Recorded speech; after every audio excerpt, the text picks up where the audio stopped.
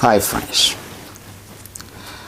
I strongly believe it is time we seriously start taking things more serious in West Africa.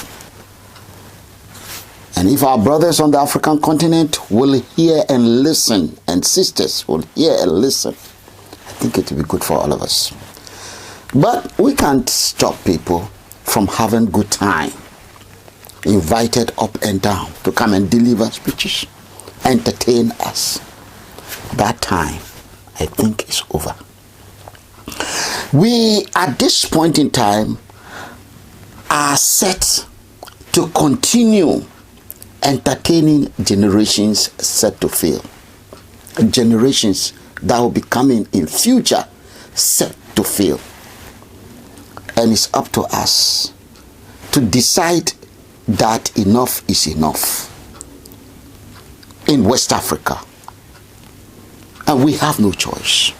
We must make that decision. Today, I am coming your way with a very important concern that span around the Ghanaian CEDIs, the ECOWAS Primary and Secondary Laws of West Africa. Very, very simple. I think our task is set. The Ghanaian CEDIs, the ECOWAS Primary and Secondary Laws of West Africa. How are they impacting on our daily lives? I wake up this morning as against the flood and the barrage of text and mails and pictures I was receiving throughout yesterday regarding a demonstration in Ghana. And the demonstration was a very, very big one. And the demonstration is all about inflation believed to be caused by the governor of Bank of Ghana, Anderson, and his colleagues for printing billions of cedis into the economy, for which those demonstrating believe has led to inflation and destroy the cedi. So it's all about Ghanaians and the cedis decisions being made. But when those who are on behalf of the governor, the other side, were asked to talk, they started pointing at COVID-19 and the effect of the global this and that. And we sat down looking at the two of them. Are these people serious? Now let me tell you, draw you into the secret here. There was shortage in a way of money to buy goods in Ghana. In other words, Ghanaians were finding it difficult to buy the goods that are available in the market. And so they can't afford to buy those goods. They can't buy the goods. The reason why the Ghanaians cannot buy the goods in Ghana in the market is simply that Ghanaians don't have money in their pockets. Why don't Ghanaians have money in their pocket? Because Ghanaians are not working in the factory where these goods and services are produced. They are mainly imported. 85% to 90% of what is consumed in Ghana is imported. You need to be working in the factory where these goods are produced, and the money given to you allow you to be able to buy the goods. When you import the goods should be in the market because it's free import. Everyone brings in their goods. They can't sell because consumers are not working in the factory where these goods are produced. Because they cannot be able to afford them, even if they have any little money or they don't have money at all. The goods should be there. The people cannot afford them. That's an economic serious issue. the wisdom of the president, because the governor of the bank doesn't print money. He doesn't print money without doing it by the statistics and the data in front of him, which I've just explained to you. But he also needs the consent of the president, and by the demonstrators, he also needs the consent of parliament in a way. The Ghanaian parliament will make, and the job of the Ghanaian parliament is to make primary law for the economy, the politics, the technologies of Ghana. And so, the parliament, working with the head of state, who is the president, and technically the head of government in the case of Ghana, now might have given an instruction, because the governor have to kind of one way or the other, although all of them are partisan in a way, he will have got the consent working with the governor, probably the finance minister as well in Ghana. The president and finance minister, the governor then went ahead producing a huge quantity of money, that is for paper, to buy the goods, because the people don't have money to buy the goods. So their wisdom is telling them that if the people don't have money to buy the goods, then print more cedis. But something is technically wrong there. The goods imported into Ghana are not imported by cedis. The goods imported into Ghana are imported in dollars.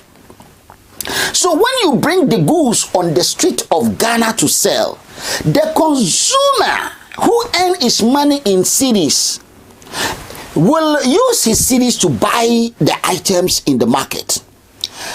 At a point in time, the seller, the importer, will need his now dollar, because he's going to buy and import another one.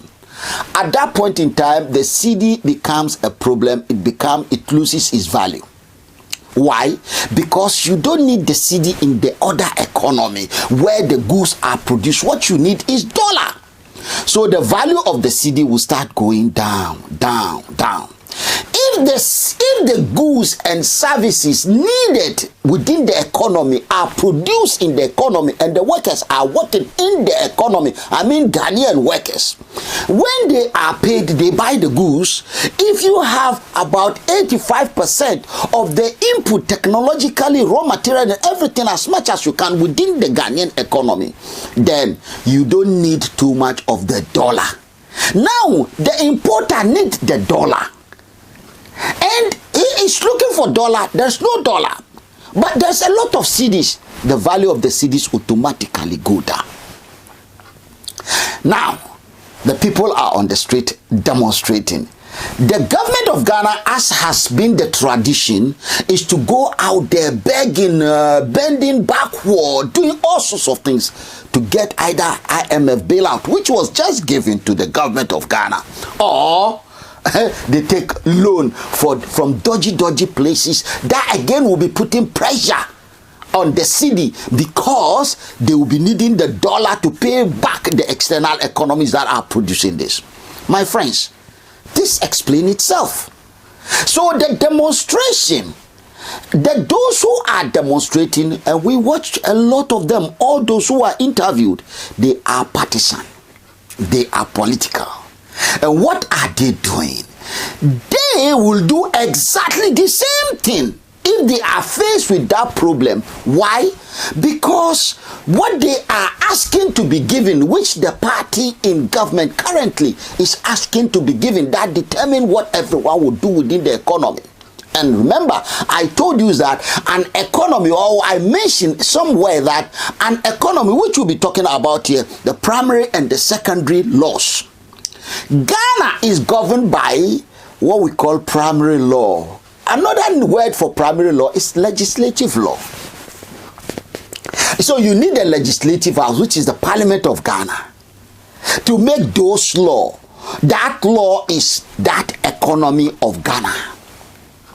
And that law is what determines the value of the currency, because that law will determine how the production activities will be taking place within Ghana.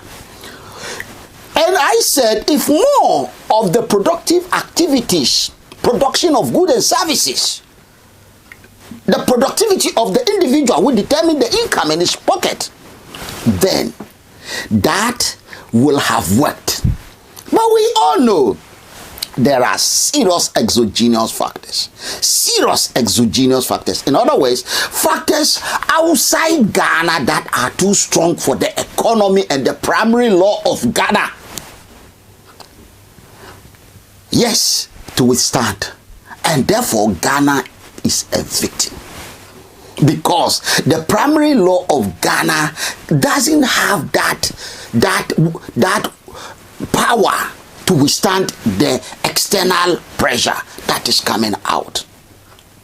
That then take us to look beyond the box. Let's now think outside the box. And that take us to our second concerns. The ECOWAS's ECO. Remember, we just talked about the Ghanaian CEDI. Now we are looking at the ECOWAS's ECO. Now, the ECOWAS's ECO, remember, is a common currency like the CEDI of Ghana that the 15 economies of West Africa will spend together. How will this kind of same problem have been dealt with? Now, look at it carefully here. The ECOWAS is a union, a community of treaties, conventions, and then charters. While Ghana is an economy, is a union, is a community of primary law, that is legislative law.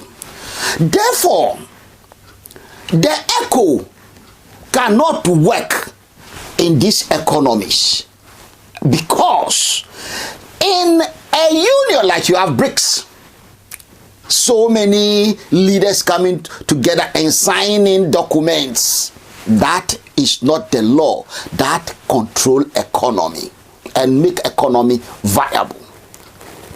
That is not the kind of law. What the ECOWAS need for the ECO to work is the primary law and therefore legislative law.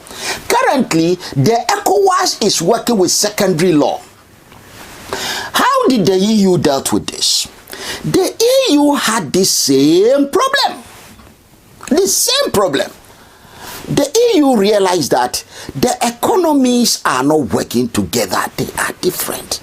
At that time, the EU was using what we call secondary laws, charter conventions, and so on, and treaties.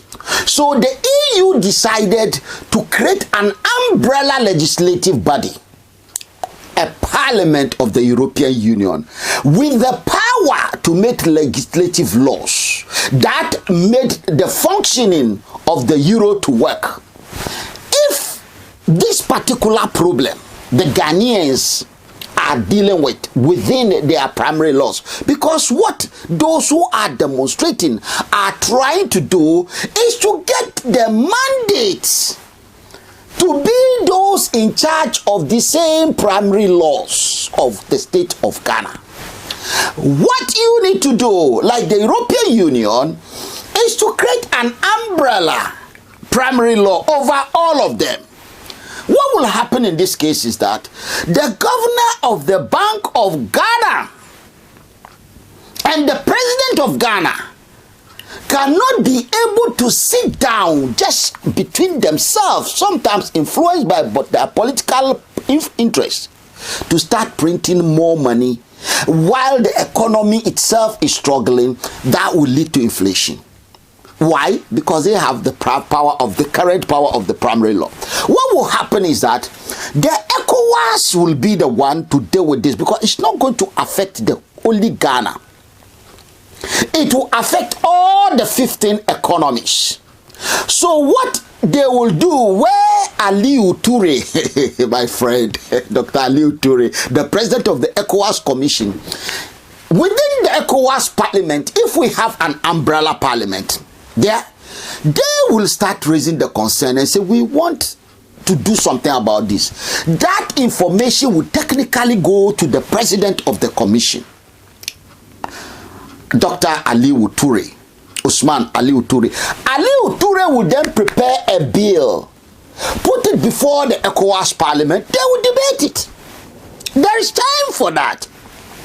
That will then means there is a need to increase the quantity of goods, of currency, of the eco within the eco zone. Technically, the presidents of all the countries, all the heads of states of the 15 countries, with their governors of banks, of central banks, will sit down in Abuja, all of them. Then they will all look at the challenge. Now, they will advise. Remember, the law, if you have a legislative law working at the level of the ECOWAS, then there will be an umbrella institution where Ghanaians, Nigerians, Malians, members of parliament elected directly, Togolese, Beninois, Sierra Leone, the Gambia, Senegal, Mali, Niger, Guinea-Bissau, Cape Verde, they will all be sitting there, the Gambia, they will all be sitting there, all the heads of states. And they will then sign in giving the governor an instruction of the quantity. Now, it's not going to be the governor of the Bank of Ghana. They will look at all the economic performance. And every nation will know its own, because the ECOWAS at that time will be going inside to know exactly the strength of the economy and what can be improved to create jobs. So what they will do, they will sign that a certain quantity, and each economy will get according to their need, and the money will be in it. All of them will get that money, will go up, because you need money for people to be paid for their labor, goods and services. You need money. Without money, how can you pay people? You can't. That currency, the echo, will be where it is needed in right proportion to go for the right goods. That is the time the 15 heads of states will also look at the imports, because they will have all the records. The parliament will have debated all these things already. The commission will have got all the information already. So what they will be doing is they will look at where there is challenges. If you have a country that is importing so much of something, especially things are of daily needs, why do you want to encourage them to be importing it when you can invest in setting up factories, industries in that economy to produce those things and exchange among themselves? They will exchange, all the 15 will be exchanging, goods will be moving freely among them, because there will be one economy. We will save this problem. The primary responsibility as primary law by the government of Ghana and the government of the ECOWAS, or the institution of the ECOWAS, or the authority of ECOWAS, can work together. In America, we see it works every day. In the EU, it's working. The two can work. What is holding us? What is holding you from joining us to change this fate? These children are suffering. I watched that demonstration in Ghana and I asked myself, how are you solving this problem? Because those who were there is the same demonstration, those who are demonstrating today, those who are managing the affair, the economy of Ghana today, is the same demonstration that removed these people who are there and brought in these people.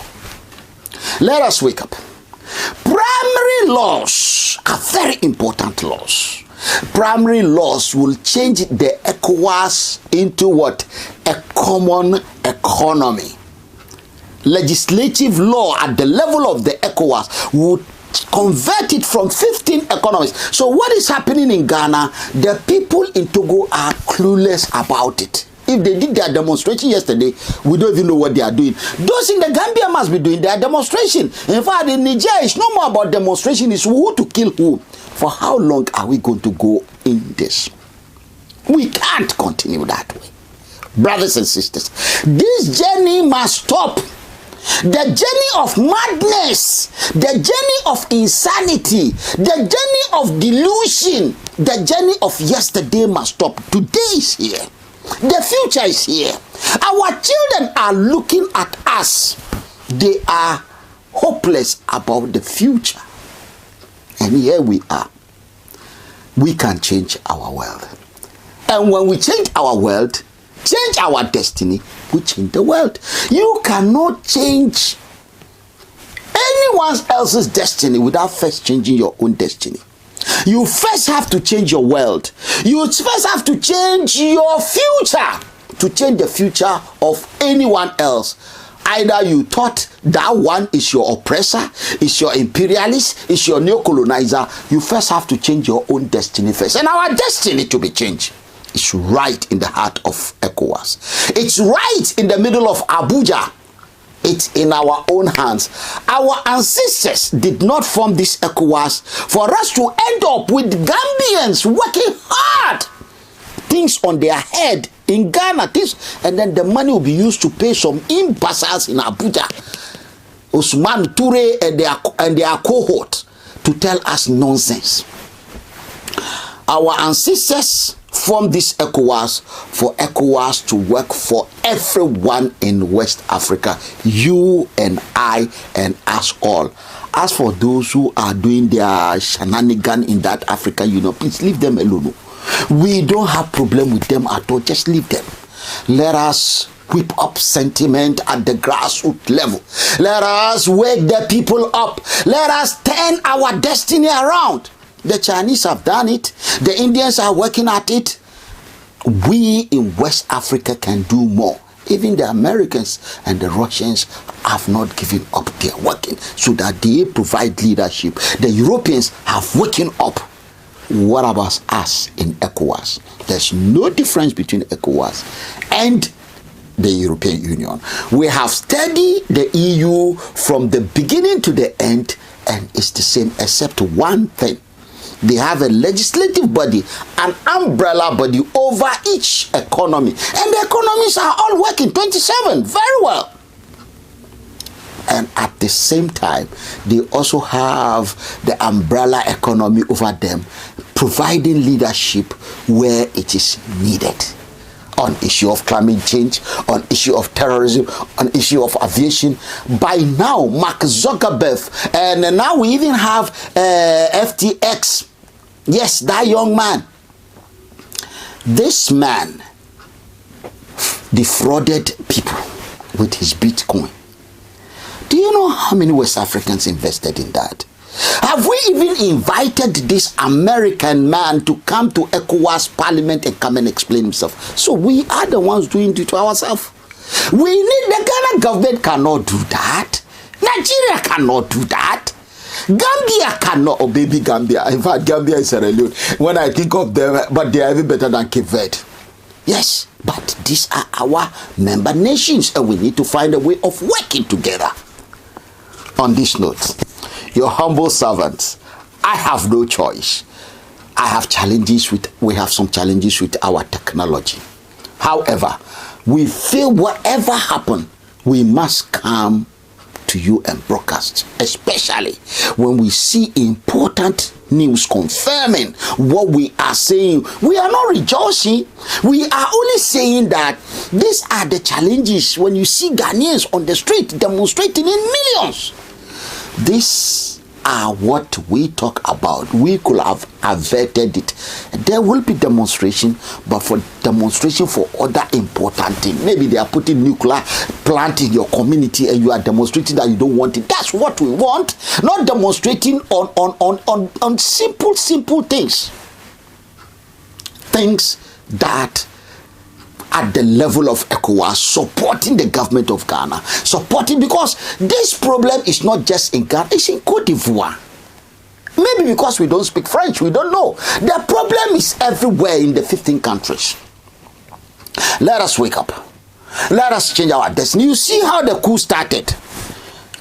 They call us the sympathizers of coup, because we told them that there are connections among these 15 countries. They should wake up and let us make this ECOWAS work and lead.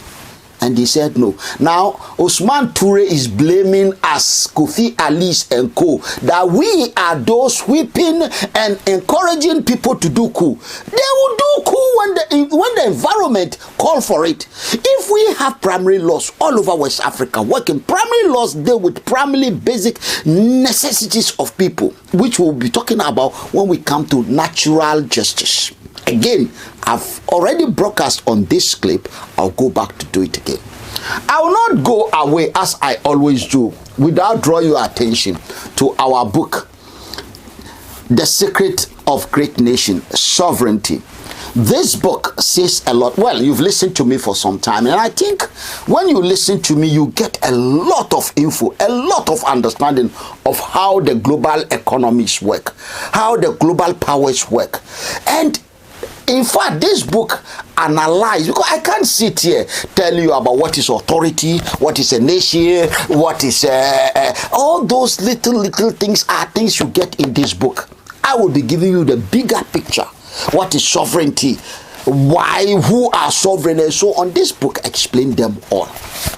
Sitting here to do that on YouTube be like wasting too much of your time. Please visit www.e for Echo, C for Sarah, D for Delta, R for Romeo, A for Alpha, ECDRA.org, ECDRA.org, and get yourself a copy, please.